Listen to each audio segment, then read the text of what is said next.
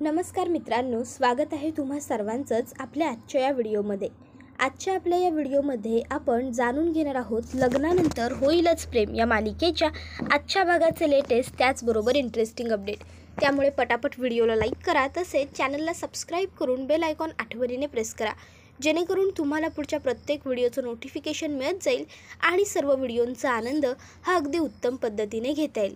चला तर मग मित्रांनो, अजिबात वेळ वाया न घालवता सुरुवात करूया आपल्या आजच्या या व्हिडिओला। तर आता इकडे नंदिनी आणि मालिनी काकू या दोघी जणी बुद्धिबळ खेळण्यासाठी बसलेले असतात। तर आता इकडे जीवा हा लगेचच मध्ये बोलतो, नंदिनी आता तू ही चाल। त्याबरोबर मालिनी काकू जीवाला म्हणतात, जीवा हे बघ, तू उगाच आमच्या मध्ये मध्ये बोलू नकोस, आम्हाला आमचा खेळ खेळू देत। तर नंदिनी सुद्धा बोलते, हो बरोबर आहे, नाहीतर आमचा खेळ खराब होईल जीवा। त्याबरोबर जीवा म्हणते, अरे हे बरं आहे तुमचं। त्याबरोबर मालिनी काकू म्हणतात, तू पुस्तक वाचत होतास ना, जा तिकडे बस आणि तू तुझं पुस्तक वाच। मग जीवा आपल्या बाजूला जातो आणि त्याचं पुस्तक वाचायला लागतो। आता मालिनी काकू नंदिनीला म्हणतात, अगं हा इथेच बसला, मग काय करायचं। त्यावर नंदिनी लगेचच आता त्यांना इशाऱ्यात तुम्ही 1 मिनिट थांबा असं दाखवते आणि लगेचच पार्थला आणि काकाला पार्थच्या फोनवरती कॉल करते। आणि आता पार्थ काका म्हणतात, येऊ का आम्ही, गेला का आपला शत्रू। त्याबरोबर लगेचच आता मालिनी काकू म्हणायला लागतात की शत्रू इथेच आहे, शत्रू असताना तुम्ही कसे जायचं असं ठरवताय, शत्रू असताना जर कोणी इथे आलं तर तो फसेल, बरोबर ना नंदिनी। त्याबरोबर नंदिनी म्हणते की हो, अगदी बरोबर बोलताय तुम्ही मालिनी काकू। त्याबरोबर आता लगेचच या दोघींचं बोलणं ऐकून जीवाला मात्र काहीच ठांगपत्ता लागत नसतो की या दोघी जणी काय बोलतायत। जीवा लगेचच त्यांना म्हणायला लागतो की अरे दोघी जणी तुम्ही किती बोलताय। नंदिनी, अगं बुद्धिबळ हा खेळ बुद्धीने खेळण्याचा आहे, तू किती बोलतेस या खेळामध्ये, अगं शांतपणे खेळायचा असतो हा खेळ, किती डिस्टर्बन्स करताय तुम्ही खेळता खेळता। त्याबरोबर लगेचच आता मालिनी काकू म्हणत असतात की ही बघ, ही खोली माझी आहे, मग जर तुला डिस्टर्ब होत असेल तर तू उठ आणि जा बरं तिकडनं बाहेर बस, जातोस राजा। त्याबरोबर लगेचच जीवा म्हणत असतो की नाही, मला नाही होत आहे डिस्टर्ब, तुम्ही खेळा तुमचं। आणि मग काय, जीवाने पुन्हा एकदा त्याचं पुस्तक वाचायला सुरुवात केलेली असते। तर दुसरीकडे लगेचच पार्थ आणि पंकज काका ओळखतात, शेखर काका ओळखतात, याचा अर्थ नक्कीच जीवा तिकडे आहे। आणि मग ते दोघंही म्हणतात की ओ कळलंय आम्हाला, मग काय ठरवायचं आपण, कसं करायचं सेलिब्रेशन। त्याबरोबर लगेचच आता नंदिनी म्हणते, तुम्हीच ठरवा, शेवटी तुम्हाला जे वाटेल तसं बघू मग काय करायचं। त्याबरोबर पुढे आता लगेचच पार्थ म्हणत असतो की मला असं वाटतं की आपण ना घरी काहीतरी मस्त आणि वेगळं करायला हवं, पण काय करायचं त्याचा विचार करावा लागेल। त्याबरोबर नंदिनी लगेचच म्हणते, नाही म्हणजे काहीतरी आई वेगळी चाल आपण खेळली पाहिजे, प्रत्येक वेळेस तीस चाल खेळणं ना चांगलं नसतं, जरा काहीतरी चाल बदलावी माणसाने, मग चाल बदलली की कसं जरा व्यवस्थित छान वाटतं। तुम्हाला काय वाटतं आई। त्याबरोबर लगेचच मालिनी काकू म्हणतात, नंदिनीचं बरोबर आहे नंदिनी, आपण बदलूया चाल। त्याबरोबर लगेचच शेखर काका म्हणतो, मग माझ्याकडे एक उत्तम आयडिया आहे, आपण एक काम करू, आपण ना मस्तपैकी एखाद्या रेस्टॉरंटमध्ये जाऊ, फॅमिली रेस्टॉरंटमध्ये, तिथे मस्त जरा पाण्यामध्ये म्हशीसारखी फुगू, जरा छान वाटेल, जीवाचा वाढदिवसही होईल आणि आपल्या जीवाची मुंबईसुद्धा। मला किती दिवसांपासून मुली बोलत होत्या की कुठेतरी फिरायला जाऊया बाबा, फिरायला जाऊया। त्याबरोबर लगेचच आता मालिनी काकू म्हणतात, नाही, आपल्याला एक दगडात 2 पक्षी मारायचे नाही आहेत नंदिनी, अगं नीट बघ ना, असं नाही खेळायचं आपल्याला। सध्या आपल्यासाठी महत्त्वाचं कोण आहे, राजा, राणी, घोडा आणि वजीर। त्याबरोबर लगेचच आता इकडे पार्थला आणि शेखर काकाला दोघांनाही राजा, राणी, घोडा आणि वजीर म्हणजे काय बोलायचं मालिनी काकूंना हे कळलेलं नसतं। तर पार्थ लगेच म्हणतो, आई तू कोणाबद्दल बोलतेस हे मला नाही कळत आहे, आपण सगळ्यांनी जायचं नाही आहे हे तर मला कळतं आहे। त्यावर लगेचच नंदिनी म्हणते, जीवा भावाचा आहे तुमचा राजा। त्याबरोबर लगेचच पार्थच्या लक्षात येतं, जीवा भावाचा याचा अर्थ जीवा म्हणजे राजा आणि नंदिनी म्हणजे राणी, पण मग घोडा आणि उंट कोण। त्याबरोबर लगेचच आता इकडे मालिनी म्हणते, खरंच घोडा आहे हा घोडा। त्याबरोबर लगेचच आता इकडे शेखर काका त्याला सांगतो की अरे घोडा म्हणजे तू आणि उंट म्हणजे तुझी बायको। त्यावर लगेच पार्थ म्हणतो, काका आय डोंट लाईक दिस, तू माझ्या बायकोला उंट म्हणशील, उंट, आणि मग काकाला थोडंसं मारतो। त्यावर काका म्हणतो, अरे मी कुठं म्हणालो, तुझी आई म्हणाली ना तुझ्या बायकोला उंट, म्हणून मी फक्त ते तुला सांगितलं, त्याबरोबर लगेचच आता पार्थ काकाला म्हणतो, अरे ती आई आहे, ती काही बोलेल म्हणून तू माझ्या बायकोला उलटं म्हणशील का? मला नाही आवडलं काका. त्याबरोबर लगेचच आता काका हा रडायचं नाटक करतो आणि म्हणतो की काय दिवस आलेत बघा, ज्या काकाच्या पाठीवर बसून लहान असताना घोडा हत्ती हत्ती खेळायचा हा, त्याच काकाला आज बायकोसाठी भांडतोय. त्याबरोबर लगेचच पार्था म्हणायला लागतो, काका आता आपण पुढचं प्लॅनिंग करूया. आणि मग काय, आता हे चौघंजणं छान प्लॅनिंग करायला पुन्हा एकदा सुरू करतात. तर इकडे आता जीवा हा नंदिनीला म्हणत असतो, अगं नंदिनी, तू बोलतेस किती खेळामध्ये, हा खेळ शांतपणे बुद्धीने खेळायचा असतो, तू शांतपणे खेळ. तर त्यावर नंदिनी ही लगेचच जीवाला म्हणायला लागते, जीवा मला बोलल्याशिवाय हा खेळ खेळता येत नाही, मी बोलून चालून खेळलं कीच मला खेळता येतो. त्यावर मालिनी काकू म्हणतात की तू मध्ये बोलू नकोस रे, आम्हाला शांतपणे खेळू देत. त्याबरोबर लगेचच आता पुढे शेखर काका म्हणतो, मी आयडिया देतो, आपण ना मस्तपैकी पनवेलच्या फार्म हाऊसवरती यांना चौघांना पाठवूया, कसं वाटतंय तुम्हाला? त्याबरोबर लगेचच पार्थ म्हणतो, हो मला ही आयडिया आवडली आहे. त्याबरोबर लगेचच मालिनी काकू म्हणतात, मला सुद्धा ही आयडिया आवडली आहे. त्यावर लगेच नंदिनी म्हणते, ठीक आहे, मग मला सुद्धा ही आयडिया आवडली आहे, आपण असंच खेळूया. त्याबरोबर लगेचच इकडे काका पुढे म्हणतात, नंदिनी तू काही काळजीच करू नको, आपलं पनवेलचं फार्म हाऊस खूप भारी आहे, देशमुख फार्म हाऊस, सगळी तयारी तिकडची होऊन जाईल. आणि तू जीवा, नंदिनी म्हणजेच तू आणि पार्थ, तुम्ही चौघही जण तिकडे जा, तुम्हाला छान वाटेल, छान सगळं आहे तिकडे, तुला आणि काव्याला आपलं फार्म हाऊस खूप आवडेल. चला तर मग झालं जीवाच्या वाढदिवसाचं प्लॅनिंग, असं म्हणून ते आता चौघही फोन कट करतात. तर दुसरीकडे आता काव्या ही तिच्या रूममध्ये एकटीच असते आणि तिला काही गोष्टी जुन्या आठवत असतात आणि त्यामुळे त्रास होत असतो. तिला आता रम्याचं बोलणं आठवत असतं. रम्या, जर कोणी आपल्याला सिरियसली घेत नसेल ना, तर आपल्याला काहीतरी असं करावं लागतं की लोकांना आपल्याला सिरियसली घेण्यासाठी भाग पडला पाहिजे. नंदिनीचं बघ ना, ती किती लकी आहे, म्हणजे लग्नाआधी तिचं ज्याच्याबरोबर लग्न होणार होतं त्यालासुद्धा तिची काळजी आहे आणि आता लग्नानंतर जो तिचा नवरा आहे त्यालासुद्धा तिची किती काळजी आहे. त्या दीपकने तिच्या जीवाला थोडी इजा काय केली तर लगेच दोघांनी जाऊन त्याला मारला. त्याबरोबर आता पुढे ती काव्याला असंही म्हणत असते, तुझ्याऐवजी जर मी असते ना, तर माझ्या मनात जे काही आहे ते मी स्पष्टपणे सगळ्यांच्या समोर बोलून टाकलं असतं बाई. म्हणजे बघ ना, शेवटी आपल्याला जे वाटतं ते महत्त्वाचं असतंच ना. आता मात्र खरं तर इथे रम्याने काव्याला मॅन्युप्युलेट करण्याचा प्रयत्न केलेला असतो, तिच्या मनातलं सत्य जाणून घेण्याचा प्रयत्न केलेला असतो. त्याबरोबर काव्याला दुसरी गोष्ट आठवते, ती म्हणजे नंदिनीला ज्या दिवशी अटॅक झाला होता त्या दिवशी जीवा आणि पार्थ दोघांनी तिला कसं धावत पळत घरी आणलं होतं, ते दोघं कसे पॅनिक झाले होते. त्यानंतर आता काव्या ही म्हणायला लागते की नंदिनीताईचं बरं सुरू आहे, म्हणजे लग्नाआधी तिचा ज्याच्यावर हक्क होता त्याच्यावरही आता ती हक्क दाखवते आणि ज्याच्यावर माझा हक्क आहे त्याच्यावर सुद्धा ती हक्क दाखवते. तर दुसरीकडे आता नंदिनी ही फोन कट केल्याबरोबर लगेचच मालिनी काकूंना चेक अँड मेट काकू असं करते. त्याबरोबर लगेचच इकडे जीवा पुढे येत म्हणतो, झाला ना तुमचा डाव, हा संपला ना. नंदिनी चल उठ, आता गोळ्या खायची तुझी वेळ झालेली आहे, चल जाऊन गोळ्या खाऊया, चल चल चल उठ उठ उठ. त्याबरोबर लगेच नंदिनी म्हणते, अहो जीवा. त्याबरोबर लगेचच मालिनी काकू जीवाला म्हणतात, जीवा ती काय लहान मुलगी आहे का, ती तिच्या गोळ्या घेऊ शकते. उगाचच्या उगाच तू बायकोच्या मागे पुढे सारखं करू नकोस. नंदिनी जाग बाळा, तू उठ आणि तुझ्या गोळ्या घे. त्याबरोबर लगेचच आता मालिनी काकूंनी असं म्हटल्याबरोबर नंदिनी म्हणते की हो चालेल, मी जाऊन माझ्या गोळ्या घेते. त्यावर जीवा लगेचच म्हणतो की ओके गुड व्हेरी गुड, जाऊन गोळ्या खा. त्याबरोबर लगेच आता नंदिनी ही गोळ्या खाण्यासाठी म्हणून तिकडनं निघून गेलेली असते. मग आता पुस्तक बंद करून ठेवत जीवा हा मालिनी काकूंच्या समोर बसतो आणि मालिनी काकूंना म्हणत असतो, आई चल आता एक डाव ना आपण दोघंजणं खेळूया. त्याबरोबर मालिनी काकू म्हणतात की आता मी नाही, मला कंटाळा आलाय. त्यावर जीवा म्हणतो, अगं आई असं काय करतेस, खेळूया ना. त्याबरोबर मालिनी काकू सांगतात की नाही रे, मला खरोखर कंटाळा आलाय, तू तुझं पुस्तक वाचून पूर्ण कर ना, मी जाते. आणि मग मालिनी काकू तिकडनं निघून जातात. जीवाला प्रश्न पडतो की अरे हे असं का, माझ्याबरोबर का खेळली नाही.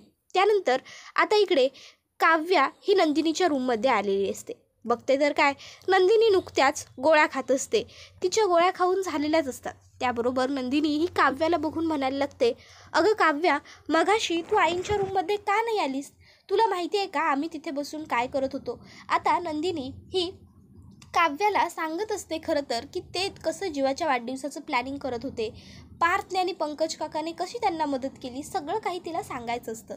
तर काव्य लगेच म्हणते, ताई तू गोळ्या खाल्ल्यास? त्यावर नंदिनी म्हणते, हो हे काय आत्ताच खाल्ल्या. काव्य विचारते, तुझी तब्येत बरी आहे? त्यावर नंदिनी सांगते, हो आता बरी आहे. अगं हँड मुवमेंट माझी होत नव्हती, पण मगाशी जीवाने मला छान जरा शेकून दिलं, त्यानंतर आता जरा बरं वाटतंय. आता किमान हाताची मुवमेंट तरी करता येते गं मला. त्याबरोबर काव्य म्हणत असते, जीवाने? त्याबरोबर नंदिनी म्हणते, हो. त्याबरोबर काव्य म्हणते, वा मजा सुरू आहे गं ताई तुझी, छान. त्यावर नंदिनी म्हणते, म्हणजे काव्य नेमकं तुला काय म्हणायचं आहे? त्यावर काव्य म्हणत असते, लग्ना अगोदरचा तुझा जो होणारा नवरा होता त्यालासुद्धा तुझी इतकी काळजी आहे, आणि लग्नानंतर तुझा जो नवरा आहे त्यालासुद्धा तुझी एवढी काळजी वाटते, बरं आहे की मग.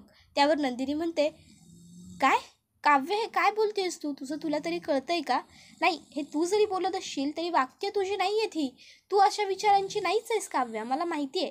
त्याबरोबर काव्य म्हणत असते, ताई अगं दोघांनासुद्धा तुझी किती काळजी आहे.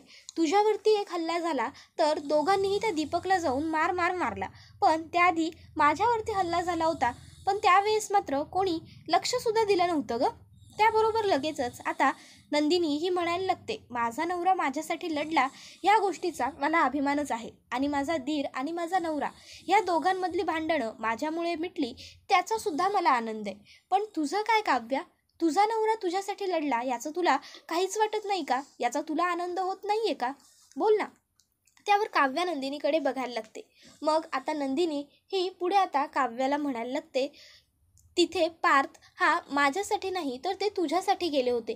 दीपकने तुझ्यावर हल्ला केला होता ना, म्हणून त्यांनी दीपकला मारला होता, आठवतंय? त्याबरोबर लगेचच आता काव्याला सगळं काही आठवायला लागतं.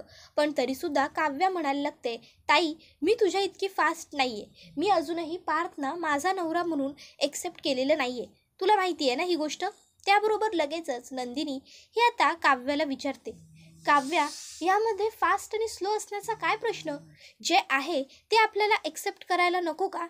आणि मी आणि पार्थनी आता हे लग्न एक्सेप्ट केलेलं आहे, ते सुद्धा फक्त आणि फक्त तुझ्यासाठी आणि जीवांसाठी, जेणेकरून तुमचं आयुष्य सोपं होऊन जावं.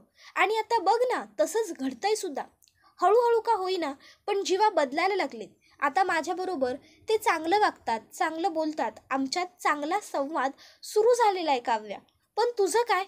तू पार्थबरोबर का चांगलं वागत नाहीस काव्या? अगं तू पार्थबरोबर नेहमी एवढं वाईट बोलतेस, वाईट वागतेस, कटू वागतेस, तरीसुद्धा अजूनही त्यांच्या मनात तुझ्याबद्दलचं प्रेम, तुझ्याबद्दलची काळजी कणभरही कमी झालेली नाही आहे. मग तरीसुद्धा तू त्यांच्याबरोबर इतकं वाईट का वागतेस? हे बघ काव्या, जे घडलं ते सगळं मागे सोडून आपल्याला नवीन आयुष्याची सुरुवात करता आली पाहिजे की नाही? अगं मला मान्य आहे ना की तुला तुझा जोडीदार नाही निवडता आला, पण देवाने तुझ्यासाठी इतका उत्तम जोडीदार निवडलाय, मग तुला ते एक्सेप्ट करायला काय हरकत आहे? हे बघ, तू एक काम कर काव्या, तुझ्या मनात जे काही आहे ना ते एकदाच बोलून टाक आणि मोकळी हो, आणि मग पुन्हा ना त्या जुन्या आयुष्याकडे मागे वळून पाहू नकोस. मग आयुष्याची नव्याने सुरुवात कर. समजलं तुला मला काय सांगायचं आहे ते? आता नंदिनी बोलत असताना काव्या ही 2 मिनिटं गप्प उभी राहते. तर नंदिनी पुढे तिला म्हणते, एक काम कर ना काव्या, उद्याच तू तुझ्या नवीन आयुष्याची सुरुवात कर. उद्याचा दिवसही चांगला आहे, ठिकाणही चांगलं आहे आणि मुहूर्तही. त्याबरोबर काव्याला आता काही नंदिनी बोललेलं कळत नाही. ती विचारते, म्हणजे? त्यावर नंदिनी आता तिला सांगत असते की अगं उद्या आपण दुपारनंतर देशमुखांच्या फार्म हाऊसवरती जाणार आहोत. परवा जीवांचा वाढदिवस आहे आणि तो आपण तिकडेच साजरा करणार आहोत. तिकडे फक्त तू, मी, जीवा आणि पार्थ आपण चौघच जाणार आहोत. त्यावर लगेचच काव्या म्हणते, तू, मी, जीवा आणि पार्थ आपण चौघच? ठीक आहे ताई, मग माझ्या मनात जे आहे ते मी थेट बोलेन. बरं, त्यांच्या कुठल्या फार्म हाऊसवर आपण जाणार आहोत? ते पनवेलजवळचं त्यांचं फार्म हाऊस आहे तिथे का? त्याबरोबर आता नंदिनीला प्रश्न पडतो की काव्याला कसं माहिती देशमुखांचं फार्म हाऊस पनवेलला येते? नंदिनी लगेचच काव्याला विचारते, काव्या तुला कसं ग माहीत देशमुखांचं पनवेलला फार्म हाऊस आहे?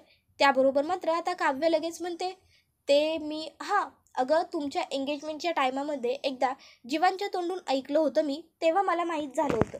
जाऊ देत ना ताई, तू या सगळ्या गोष्टींचा विचार करू नकोस. मी आत्ता जे काही बोलले त्यासाठी सॉरी. आता मला जे बोलायचं आहे ते मी थेट बोलेन. एवढं बोलून काव्या ही तिकडनं निघालेली असते. आता ती नंदिनीच्या खोलीतून स्वतःच्या खोलीत जाण्यासाठी जिन्याने खाली उतरत असते. उतरताना तिच्या डोक्यात बरेचसे विचार सुरू असतात.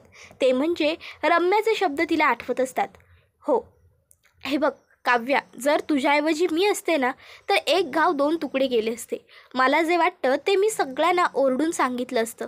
मी मनामध्ये कोणतीही गोष्ट ठेवली नसती. शेवटी आपल्याला काय वाटतं हे सगळ्यात महत्त्वाचं असतं. आपलं मत, आपलं मन हे सगळ्यात महत्त्वाचं. जर कोणी आपल्यावर लक्ष देत नसेल तर आपल्याला काहीतरी असं करावं लागतं की सगळ्यांचं लक्ष हे आपोआप आपल्याकडे ओढावलं पाहिजे. त्यानंतर तिला नंदिनीचे देखील शब्द आठवतात. नंदिनीही तिला म्हणाली होती की हे बघ काव्या, सारखं हे असं वाईट वागणं सोडून दे. तुझ्या मनात जे काही आहे ते एकदाचं बोल आणि मोकळी हो, आणि मग पुन्हा जुन्या आयुष्याकडे वळून पाहू नकोस. आयुष्याची नवीन सुरुवात कर. तुझ्या मनात जे काही आहे ते सगळ्यांना सांगून टाक काव्या एकदाचं. आता चालता चालता चुकून काव्याच्या समोरून जीवा येतो. आता जीवाचं लक्ष हे त्याच्या हातातल्या त्याच्या मोबाईलकडे असतं, तर काव्याचं लक्ष हे पूर्णपणे तिच्या विचारांमध्ये गुंतलेलं असतं.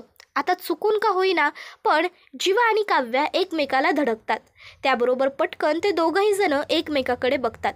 पण समोर काव्याला बघून जीवा हा जरा बाचकतो. समोर जीवाला बघून नंदिनीही, काव्याही आता त्याच्याकडे बघत राहिलेली असते. जीवा हा लगेच तिकडनं वरती निघून चाललेला असतो, तर काव्याही त्याचा हात पकडते आणि त्याला म्हणायला लागते, अहो थांबा हो नंदिनीचे जीवा देशमुख, किती घाई आहे तुम्हाला. त्याबरोबर जीवा पहिला तर काव्याच्या हातातून स्वतःचा हात हिसकावून घेतो आणि तिला म्हणत असतो, हे बघ उगाचच्या उगाच सीन क्रिएट करू नकोस. जे बोलायचं आहे ते हळू बोल. त्यावर काव्या म्हणते, ठीक आहे. जे बोलायचं आहे ते हळू बोलते पण थेट मुद्द्याचं बोलते.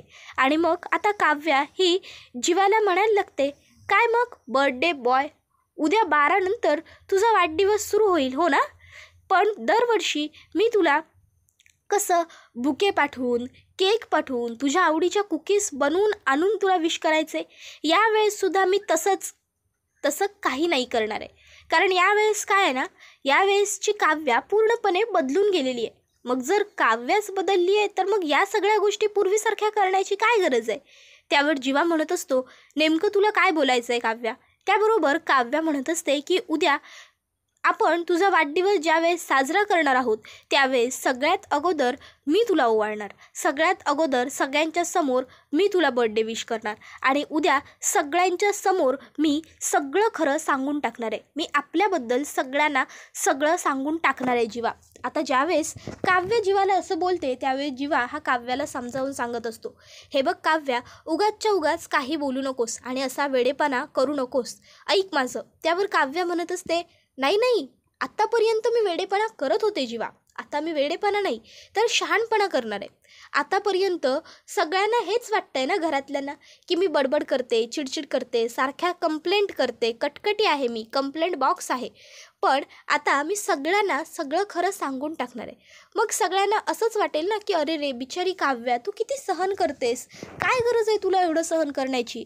सगळे मला हेच सांगतील की तू आत्ताच्या काळातली, आत्ताच्या पिढीची मुलगी आहेस, तुला हे सगळं सहन करण्याची काहीच गरज नाही आहे. या सगळ्यामुळे उगाच पार्थची सुद्धा तळमळ होती आहे आणि जीवाची सुद्धा फरफट होती आहे. त्यामुळे तू एक गाव दोन तुकडे कर आणि पुढे हो. आणि आता जीवा मी तेच ठरवलं आहे, उद्या एक गाव दोन तुकडे मी करणार आहे. आता मात्र इकडे जीवा हा काव्याला सांगत असतो, हे बघ काव्या, ऐक माझं, असं काही करू नकोस. पण काव्या ही जीवाला म्हणते, मी असंच करणार आहे जीवा आणि हे मी ठरवलं आहे. आता काव्या तुला सांगते जीवा, आता हा तुझा शेवटचा काळ आहे. काव्याने सांगितलं हे तुला. आणि मग आता काव्या ही रागारागात तिकडनं निघून गेलेली असते. मित्रांनो, आता काव्याने जीवाला सांगितलेलं तर असतं की ती आता सगळ्यांना खरं काही सांगून टाकणार आहे. पण आता बिचाऱ्या जीवाचा वाढदिवस मात्र खराब होणार असतो. कारण जीवाच्या मनात आता सतत काळजी आणि भीती लागून राहणार असते की काव्या ही कोणाला काही खरं सांगेल का. आणि ज्यावेळेस आपल्या मनात काळजी असते त्यावेळेस अर्थातच आपण कितीही चांगलं आणि मोठं सेलिब्रेशन असलं तरी ते एन्जॉय करू शकत नसतो. त्याबरोबर आता इकडे काव्या ही सकाळ सकाळ मंदिरातून जाऊन आलेली असते आणि या गोष्टीचा नंदिनी, मालिनी आणि पार्थ या तिघांनाही खूप आनंद झालेला असतो. तर आता मालिनी ही नंदिनीला काव्याला म्हणत असते की काव्या, खरोखर तू मंदिरातून जाऊन आली आहेस का. त्याबरोबर काव्या म्हणत असते, हो काकू, मी खरंच मंदिरातून जाऊन आली आहे. त्याबरोबर आता पुढे नंदिनी तिला विचारते, अगं पण तू सकाळ सकाळ मंदिरात का गेली होतीस. इतक्यात जीवा तिकडनं काव्याच्या समोरून येतो. मग काव्या लगेचच म्हणायला लागते, ताई म्हणतात ना, एखादं महत्त्वाचं काम असेल तर त्याआधी देवाचा आशीर्वाद घ्यावा म्हणून म्हणून मी मंदिरात गेले होते. त्याबरोबर लगेचच आता काव्याला विचारलं जातं, पण अगं तुझं असं कोणतं महत्त्वाचं काम होतं काव्या? त्याबरोबर काव्या म्हणते, होतं काहीतरी महत्त्वाचं काम. आता ते काम झाल्यानंतरच मी तुम्हाला सांगेन, तोपर्यंत नाही. त्याबरोबर मात्र इकडे बिचाऱ्या पार्थला खूप जास्त आनंद झालेला असतो की काव्या ही मंदिरात जाऊन आली आहे. पण आता बिचाऱ्याला काय माहीत की काव्या ही मंदिरात का गेली होती. पार्थला तर वाटतंय की काव्या हळूहळू सुधारते, पण काव्या तर काहीतरी वेगळंच करण्याचा प्लॅन करते. तर हा व्हिडिओ तर मित्रांनो इथेच संपतो. व्हिडिओला लाईक आठवणीने करा, तसंच चॅनलला सबस्क्राईब करून बेल आयकॉनसुद्धा प्रेस करा, जेणेकरून तुम्हाला पुढच्या प्रत्येक व्हिडिओचं नोटिफिकेशन मिळत जाईल आणि सर्व व्हिडिओंचा आनंद हा अगदी उत्तम पद्धतीने घेता येईल. मित्रांनो, तुम्हाला काय वाटतं? आता काव्याने निश्चय केलेला आहे की ती आता सगळ्यांना सगळं खरं सांगून टाकणार आहे तिच्याबद्दल आणि जीवाबद्दल. मग आता काव्या ही खरोखर सगळ्यांना खरं सांगू शकेल का? की ज्यावेळेस तिने मागे ठरवलं होतं की ती सगळ्यांना खरं सांगून टाकेल, त्यावेळेस तिच्या आईला हार्ट अटॅक आला होता. त्यामुळे काव्याचं सांगणं लांबणीवर पडलं होतं. त्यानंतर काव्या सगळ्यांना खरं सांगणार होती, तर नंदिनीची तब्येत खराब झाली. मग आता जर काव्याने ठरवलंय की ती सगळ्यांना खरं सांगेल, तर मग आता तरी ती सगळ्यांना खरं सांगू शकेल का? की पुन्हा काहीतरी अडथळा येईल आणि काव्याचं सांगणं लांबणीवरती जाईल? तुम्हाला काय वाटतं ते आम्हाला कमेंट करून नक्कीच सांगा. त्याचबरोबर आपला हा व्हिडिओ तुमच्या जास्तीत जास्त कुटुंबियांबरोबर तसेच मित्रपरिवारांबरोबर सुद्धा नक्की शेअर करा, जेणेकरून त्यांना सुद्धा आपल्या अशाच उत्तम उत्तम व्हिडिओंचा आनंद घेता आला पाहिजे. जीवाचा वाढदिवस कसा सेलिब्रेट होणार, म्हणजे काव्या सगळ्यांना खरं सांगून मोठा धमाका होऊन, की आनंदाने छान भाऊ, वहिनी, त्याचबरोबर बायको यांच्यासोबत? तुम्हाला काय वाटतं ते सुद्धा कमेंटमध्ये नक्कीच सांगा. त्याचबरोबर तुम्हाला कोणती जोडी सगळ्यात जास्त आवडते, जीवा आणि नंदिनी की पार्थ आणि काव्या, ते देखील कमेंट करून सांगायला विसरू नका. चला तर मग मित्रांनो, पुढचा व्हिडिओ येईपर्यंत टाटा, बाय बाय, धन्यवाद, टेक केअर.